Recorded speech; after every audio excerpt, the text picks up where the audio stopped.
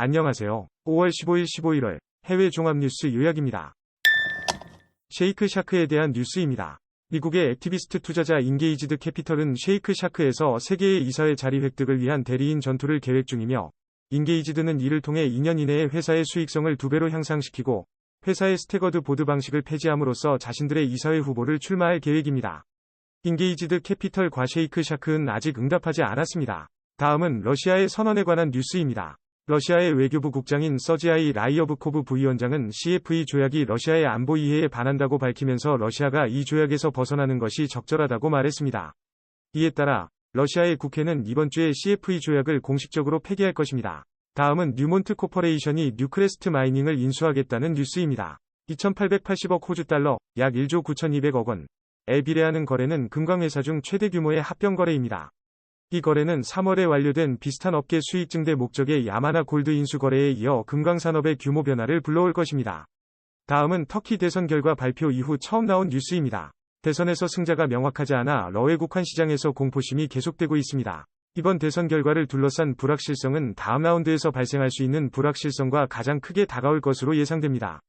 다음은 월스트리트 저널 보도에 따르면 액티비스트 투자 회사인 인게이지드 캐피털 이 하이엔드 햄버거 체인 쉐이크 샤크에서의 세계의 이사회 자리를 놓고 대리 투쟁을 계획하고 있습니다. 이 보고서에 따르면 인게이지드 캐피털은 레스토랑 체인의 주식의 약 6.6%를 보유하고 있습니다.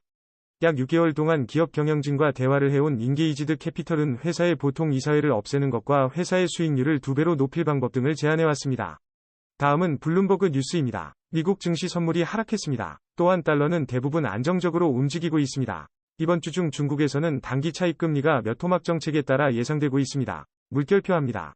다음은 바이든 대통령과 의회 지도자들이 국가가 합법적인 대출 권한에서 멀어지기 시작하는 가운데 빚 한도를 인상하는 데 대한 대화를 하기로 할 것으로 보입니다. 이에 대한 회의는 이번 주 화요일에도 계속될 것으로 예상됩니다. 또한 미 연방정부에 양도될 수 있는 국채 가능성이 있다는 경고가 있기 때문에 대출 한도 인상이 예기치 못한 금융재앙을 일으킬 수 있다는 것이 문제입니다.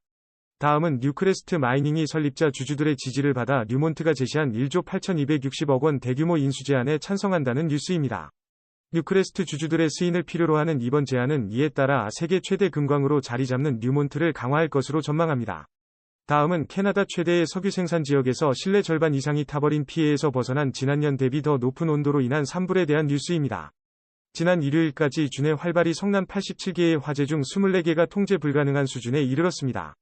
주정부는 산불 확산에 특별한 경보와 함께 100만 배럴 이상의 원유 생산에 직접적인 주의를 불러일으키고 있습니다.